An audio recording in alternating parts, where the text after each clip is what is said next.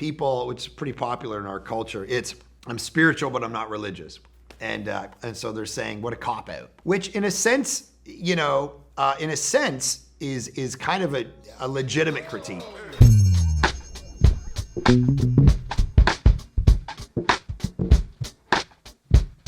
All right, Pastor Mark Reacts. Glad you guys are watching this. Please comment in the comment section on videos you would like me to react to. Today, we're doing God having a conversation with Peter from The Family Guy about a whole bunch of deep questions that we all have as human beings.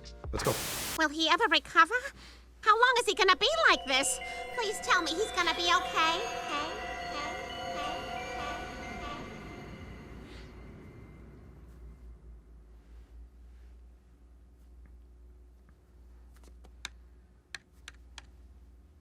Oh, God. Classic picture of God, a white man with a beard. God? Yes. And no Trump questions. Okay. I have nothing else to ask you. It's kind of where culture's at right now. Everything becomes, but what about Trump? It's like, I can't believe I'm stuck in an elevator with God. Although I guess you are everywhere and in all places. No, you're thinking of Kevin Hart. I know, right? In every movie. Him and The Rock. Oh, I love The Rock. No, I love The Rock too. He's just in a lot of stuff. You know, his real name is Dwayne Johnson. Yeah, I know. We have Us Weekly on Earth too. How did I get here? Well, you had a couch attached to your back and you fell down the stairs and hit your head pretty hard. Am I in a Leftovers? Is this a Leftovers? I don't know what that is. It was an HBO show starring a bottle of hair dye. Man, this thing is really stuck. Hey, can you use your God powers to get us out? No, they don't really work in elevators. Kind of like a cell phone. I don't have a signal. I have a cell phone. It's silver. There's actually That's rad, Peter. He made a comment. I don't know what that is. There's actually a theology that tries to answer the question of evil and suffering by saying God doesn't know what's going to happen in the future, and he has limited himself to not know and not act. So he's kind of just like one of us that goes along with us. The thinking is it kind of gets him off the hook for evil and suffering. And so there's a whole school of theology that came out in like the 70s that a lot of people actually still hold on to that literally, in my view, defies the biblical picture of God's sovereignty. He's all knowing, he's all present, he is sovereignly involved in the world. Because of course, I'm not sure I want to, worship a God who kind of is just like me and only knows what I know and isn't kind of, as the Bible says, directing the hearts of kings toward where he wants the world to go. And so this idea that I don't know what that is, I don't know who that is, like God's just like us, And it's funny, a lot of people actually gravitate toward that vision of God. I always dreamed of being stuck in an elevator with Tom Brady. That makes two of us. Can I ask you my Tom Brady questions? I wouldn't deign to speak for Tom Brady. Understood. Hey, do atheists go to hell? No. How about people who say they are not religious, but they are spiritual? Straight to hell, to the boiler room of hell, all the way down. Sometimes I pull them out just so they think everything is going to be okay, but then I put them right back in. Good. So that's obviously a critique on people, which is pretty popular in our culture. It's I'm spiritual, but I'm not religious. And so they're saying, what a cop-out. Which in a sense,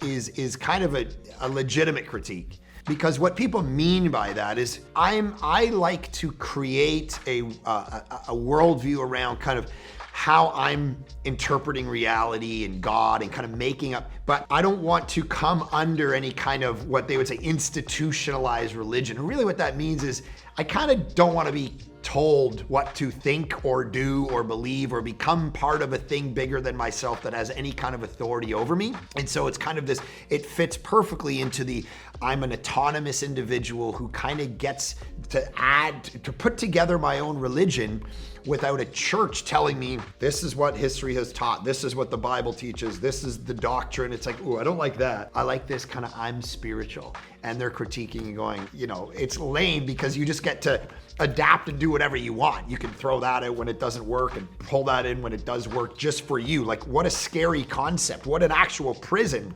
to be in a scenario where God never bothers you and he never goes against anything that you're doing right now because there's nothing to disagree with you because you're just creating God in your own image. On the other hand, it's kind of true in the sense that there are times where religion has become terrible for people, and that's also with the history of the church, when the church has, come together with the state in a negative way and caused wars and destruction and killed people and murdered people, all in the name of, religion, and yet we follow a man who died under the weight of his enemies. He didn't go around killing people. And that's not some marginal thing. That's the center of the Christian doctrine of Jesus. So I get the sentiment where people are spiritual and religion can sometimes be bad. And Jesus pushed against terrible religion in Matthew 23 when he said, you're whitewashed tombs.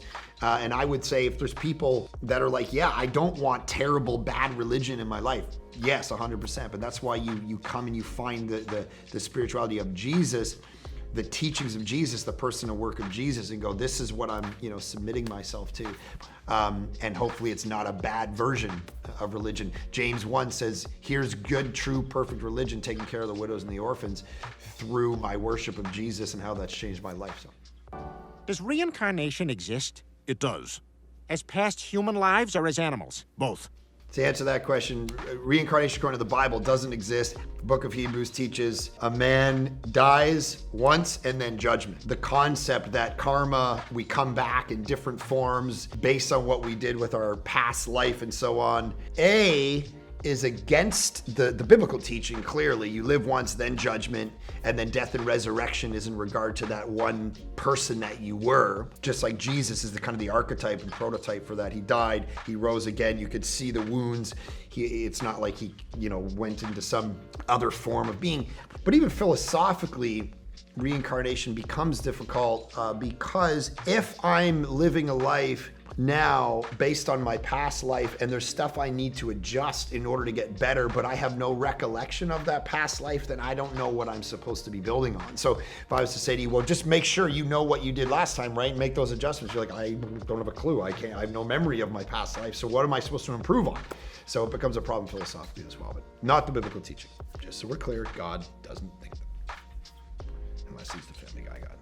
I like to believe there's something bigger than me out there keeping a watch out. Different people think different things. I'm kind of like a nanny cam. The idea that I may exist is enough for some people to behave better. It's the idea that I'm a nanny cam watching people so that they behave. Maybe if there's a God out there, I shouldn't murder this person because he's gonna judge me one day. And yet, as he's talking about, no, God is love. It's not God primarily as judge, though he is a judge and God's wrath is a key part of his character. That passage from 1 John is that God is love. And so it's not he's from a distance watching us ready to kind of scold every bad thing we do. And we see in Jesus, he actually enters in. And it's not just, hey, it's also a heart thing. So the hard part about, when you read the Sermon on the Mount, it's not just did you murder that person, and we know who the bad people are and the good people are, like a nanny cam, because it's the people who murder people are bad. Jesus ups the ante and goes, when you hate your brother in your heart, you're already guilty of murder.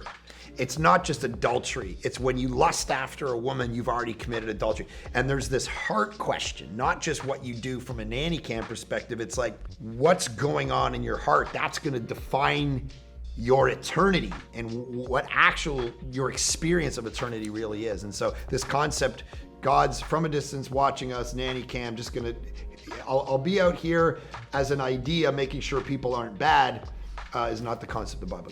Hey guys, you got to the end of this video. Congratulations, awesome. Please like this, subscribe to this, share this, comment, and let me know the kinds of videos you would like me to react to.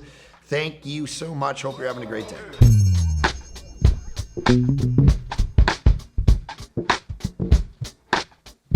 Thank you.